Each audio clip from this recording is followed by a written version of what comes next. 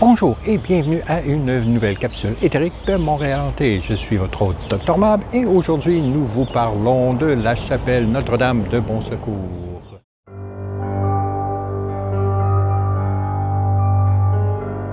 En plus des capsules éthériques chaque 2 samedis, Montréal Hanté vous offre des promenades thématiques, une tournée des bars et des enquêtes sur les phénomènes paranormaux de Montréal et de la région. Pour en savoir plus ou pour vous inscrire à une des activités, je vous encourage à suivre les liens dans la description. Et maintenant, parlons fantômes.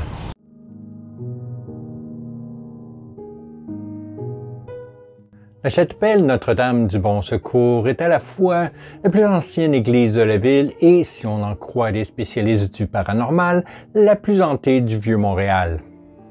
Également connue sous le nom de Chapelle des Marins, cette pittoresque structure de pierre est surmontée de 3 statues, dont la magnifique Dame du Port, flanquée des 2 anges de l'Apocalypse. L'église est entourée de mystères. Non seulement les corps de plusieurs religieuses sont enterrés dans la crypte, mais c'est également là que se trouvent les restes sacrés de Sainte Marguerite Bourgeois, une statue miraculeuse et un tableau de 1848 probablement hanté, appelé le Typhus par Théophile Hamel, qui dépeint l'horrible impact de la famine irlandaise sur la ville. Il y a également plusieurs rapports de touristes qui ont photographié un homme en tuxedo ou un prêtre de l'extérieur des vitraux de l'église. Certains croient que le fantôme photographié n'est nul autre que le père Godfrey, qui, à la suite de terribles blessures subies dans l'église, est mort à l'été 1847 alors qu'il s'occupait des réfugiés irlandais. Pour comprendre la signification de l'église, il est important de se pencher un peu sur son histoire. En 1652, le chef de la colonie, Paul de Chomédé, sieur de Maisonneuve, rend visite à sa sœur en France et invite sa collègue, Marguerite Bourgeois, à le rejoindre dans la colonie en tant que sa première institutrice. Selon Bourgeois, un matin, alors qu'elle était complètement réveillée, une grande femme vêtue d'une robe en serge blanc lui a dit clairement « Va, je ne t'abandonnerai jamais ». Et elle savait qu'il s'agissait de la Sainte Vierge, bien qu'elle n'ait pas vu son visage. Fervente catholique, elle décide alors de rejoindre la colonie où elle est en charge d'éduquer les enfants français et de convertir les enfants autochtones. Il était dangereux à l'époque pour les colons de quitter les palissades de la colonie car la Première Nation Kanien'kehá:ka voulait récupérer son territoire et était prête à se battre pour l'obtenir. C'est dans ce contexte que Marguerite Bourgeois a eu l'idée de bâtir cette église. En 1655, elle rallie les colons pour construire une chapelle comme lieu de pèlerinage en dehors de la palissade de la colonie, malgré le danger. En peu de temps, suffisamment de pierres et de matériaux sont rassemblés pour poser les fondations. Cependant, en 1657, après un changement de juridiction ecclésiastique dans la colonie, les nouveaux dirigeants sulpiciens suspendent les travaux de construction pour plusieurs années. Lorsque la Société Notre-Dame de Montréal pour la conversion des peuples sauvages de la Nouvelle-France lui a fait don d'une écurie pour servir d'école, Marguerite Bourgeois s'emploie à endoctriner ses élèves tout en leur enseignant des compétences jugées utiles pour la colonie. En 1658, elle fonde la Congrégation de Notre-Dame, une communauté religieuse pour femmes qui n'est pas cloîtrée et qui consacre un temps considérable à l'éducation. Elles instruisent non seulement les enfants de la colonie et les filles du roi, filles orphelines envoyées par le roi de France pour peupler la colonie, mais aussi des autochtones, en particulier des enfants.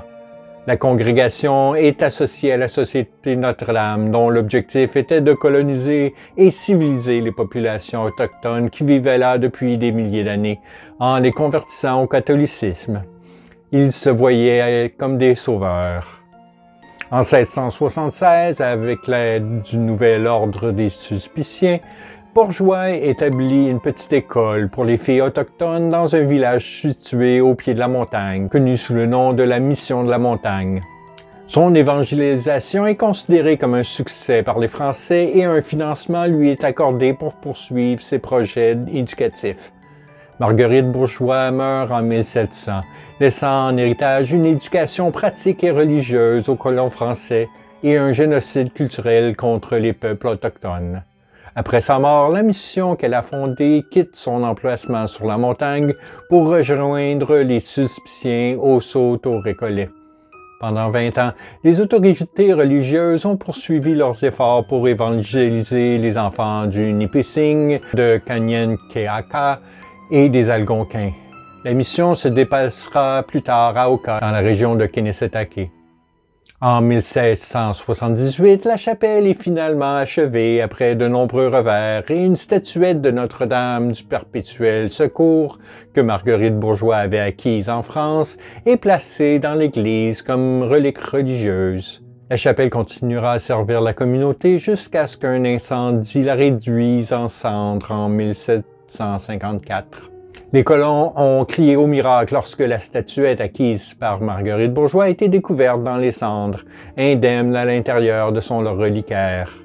6 ans plus tard, la ville capitule devant les forces britanniques, qui voient dans le site des ruines un endroit idéal pour construire une caserne. Les prêtres sulpiciens interviennent et persuadent les autorités de reconstruire la chapelle à la place. En 1771, une nouvelle église de style gothique roman est érigée sur les anciennes fondations. Le reliquaire et la statuette miraculeuse sont placés au-dessus de l'entrée qui donne sur la rue Saint-Paul. Les Britanniques étant responsables des nouveaux immigrants arrivant du Royaume-Uni, les catholiques irlandais et écossais ont rapidement commencé à assister aux services religieux à l'église. En 1831, la petite statuette ainsi que son reliquaire incrusté de bijoux sont disparus et présumés volés. Toutefois, la statuette a été redécouverte en 1844 dans le grenier de la maison mère de la congrégation de Notre-Dame. Le reliquaire a également été retrouvé dans un coin poussiéreux de la chapelle 50 ans plus tard. Ce n'est qu'en 1988 que la statue a définitivement été rendue à la chapelle, désormais entourée d'un verre protecteur. Comme le nombre d'immigrants irlandais augmentait considérablement, les Sulpiciens décidèrent de construire la nouvelle église Saint-Patrick, inaugurée en 1847. C'est cette même année que la famine irlandaise dévaste Montréal. La chapelle Notre-Dame de Bon Secours et l'église Saint-Patrick ont toutes deux contribué à l'aide apportée aux plus de 75 000 réfugiés irlandais atteints du typhus. Le 11 juillet 1847, un prêtre nommé Godfrey a eu un terrible accident après avoir aidé des réfugiés irlandais. Le 11 juillet, qui était un dimanche, la mort tragique de leur confrère Jean-Baptiste Étienne Godfrey les plongea dans la dernière consternation. Un caractère vif, une âme ardente, ce jeune et vertueux ecclésiastique joignait un zèle empressé. Passer en faisant le bien semblait être sa devise. Le soir même du fatal accident qui l'arrêta soudainement sur le chemin de la vie, il était venu entendre la confession d'une de nos postulantes qui ne parlait pas le français et ne pouvait pas s'adresser à notre père Larrey qui, de son côté, ne comprenait pas l'anglais. Il sortait gaiement de la maison vers 6h30 quand, rencontrant nos sœurs qui se rendaient au souper, il les salua comme de coutume, bien amicalement, en leur disant « Courage, mes sœurs, tout cela passera, mais le ciel restera. » Et voyant nos sœurs abattues, tristes et fatiguées à l'excès, comme pour les distraire, il leur adressa avec une jovialité plus qu'ordinaire quelques autres paroles gaies et amicales. Notre mère, en le reconduisant à la porte, lui dit d'un ton moitié sérieux, moitié en plaisantant « Ah, ça, monsieur, prenez garde de vous tuer », faisant allusion à sa vivacité naturelle. Elle voulait lui recommander de faire attention à sa santé et de prendre auprès des malades les précautions nécessaires et indispensables dans de pareils cas. Ce bon monsieur était hélas loin de se douter qu'il eût sitôt besoin d'une telle recommandation et qu'une heure plus tard il serait tué. En saluant notre mère et se retirant, quelqu'un l'aborda et l'emmenant vite pour un malade en danger. Il partit à la hâte et se rendit de ce pas chez plusieurs mourants, et comme il craignait d'être trop tard pour leur administrer le saint viatique en allant à la paroisse Notre-Dame, il se rendit à Bon Secours. Dans le moment, on faisait des réparations à l'église Bon Secours et comme on voulait en même temps adosser quelques bâtisses à l'église, une des galeries avait été jetée à terre et par un oubli impardonnable, la porte de cette galerie n'avait pas été condamnée. Le bon M. Godfrey l'ignorant, il monta au second étage où était la sacristie, ouvrit en toute vitesse cette fatale porte et alla se précipiter sur un amas de pierre et se fracassa la cervelle. Sa mort fut instantanée car son crâne était ouvert et son corps tout mutilé. Quelqu'un ayant eu connaissance de l'accident accourut sur le champ et il n'y trouva plus qu'un cadavre inanimé. Ses restes furent déposés chez les religieuses de l'Hôtel-Dieu où ils demeurèrent jusqu'au moment de sa sépulture qui eut lieu le lendemain. À l'époque, l'évêque Monseigneur Bourget avait contracté le typhus dans l'exercice de ses fonctions et était sur le point de mourir. Il a prié la Vierge Marie pour que Dieu lui sauve la vie et a promis que s'il était épargné, il restaurerait l'église comme lieu de pèlerinage, créerait une nouvelle statue pour orner l'église et commanderait une peinture votive sur le rôle de l'église pendant la famine. Ayant survécu à la maladie, il a tenu promesse et a chargé Théophile Hamel de peindre le typhus qui a été installé sur le plafond au-dessus de l'entrée principale de la chapelle et où on peut encore le voir aujourd'hui. Il représente l'évêque et les 3 ordres de religieuses s'occupant des réfugiés de la famine irlandaise souffrant du typhus. Nous savons qu'au moins une touriste américaine croit que le tableau est hanté. Fin 2019, en regardant celui-ci, elle a été témoin de quelque chose d'incroyable. Elle a déclaré « Dans le tableau, la victime du typhus avec l'enfant accroché à lui a soudain ouvert les yeux et m'a fixé directement.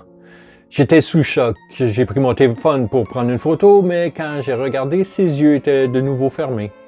Et non, je ne profitais pas des nouvelles lois canadiennes sur la marijuana. Ce n'est pas ce que vous pensez. » De nombreux touristes ont signalé des activités paranormales dans l'église et ses environs.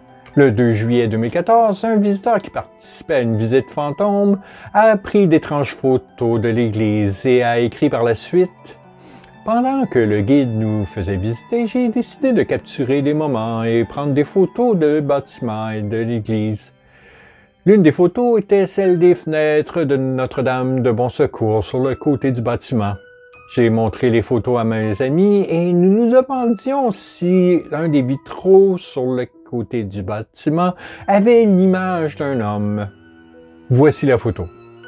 Qu'en pensez-vous? » Un expert en paranormal estime que l'image ne représente pas un homme en smoking, mais plutôt en tenue de prêtre. Cet expert pense que l'image montre M. Godfrey avec le col qu'il a déchiré lors de sa terrible chute. Un autre point d'intérêt est la connexion maritime de la chapelle. Elle est également connue sous le nom de chapelle des marins, parce que les marins priaient pour des traversées sûres et remerciaient en revenant. Une autre des promesses de Monseigneur Bourget était d'installer une statue de la Vierge Marie et en 1848, l'étoile de la mer de Charles Dauphin a été installée. Cela a inspiré une plus grande statue de la Dame du Port qui a été érigée sur le toit en 1892. Elle fait face au port flanqué des 2 anges de l'Apocalypse tenant des trompettes. Nous avons d'ailleurs parlé de cette légende montréalaise fascinante au sujet d'un jour apocalyptique et paranormal où la Dame du Port a tourné le dos à celui-ci. Plusieurs navires miniatures sont également suspendus au plafond de la chapelle, cadeau des marins reconnaissants au fil des ans. Marguerite Bourgeois est devenue la première sainte du Canada lorsqu'elle a été canonisée le 31 octobre 1982 par le pape Jean-Paul II. Le 350e anniversaire de son arrivée à Montréal en 2003 a été marqué par des célébrations. 2 ans plus tard, ses restes ont été placés dans l'autel de gauche sous la statue de Notre-Dame du Bon Secours. Quelques semaines plus tard, les restes de la pieuse Jeanne Lebert, recluse, ont été insérés dans le mur latéral est de la chapelle. Lebert était une des personnalités les plus pieuses de la ville à l'époque de la Nouvelle-France. Le 24 juin 1685, alors qu'elle était âgée de 18 ans, elle a fait vœu de réclusion perpétuelle, chasteté et pauvreté. Son vœu prononcé, elle a passé le reste de sa vie soit près d'un autel, soit à se flageller, coudre et prier, jusqu'à sa mort en 1714. Compte tenu de sa vie de réclusion et de repentir éternel, certains experts du paranormal pensent qu'elle est revenue en tant qu'esprit. Aujourd'hui, les visiteurs de la chapelle Notre-Dame de Bon Secours peuvent découvrir l'église dans le calme et examiner les reliques, l'architecture et les œuvres d'art exceptionnelles. L'entrée est gratuite. En payant, les visiteurs peuvent explorer le musée Marguerite-Bourgeoys pour en savoir plus, monter au clocher pour une vue panoramique et visiter la crypte souterraine. Selon les archéologues, les corps de plusieurs religieuses reposent sous la crypte, victimes d'une épidémie à l'époque de la Nouvelle-France. On pense qu'elle pourrait, elle aussi, hanter la chapelle. Avec toute l'histoire de la chapelle, ses statues, ses œuvres d'art, ses reliques et divers restes humains, il n'est pas étonnant que la plus ancienne église de Montréal soit aussi réputée comme la plus hantée. Voilà qui était notre petit tour d'aperçu de la chapelle Notre-Dame de Bon Secours. Si vous y avez fait des rencontres paranormales, n'hésitez pas à nous en faire part dans les commentaires. N'hésitez pas non plus à aimer la vidéo, vous abonner et activer les notifications pour ne manquer aucune de nos capsules. D'ici notre prochain rendez-vous, je vous souhaite un bon 2 semaines et gardez l'œil ouvert. On ne sait pas quel fantôme rôde à Montréal.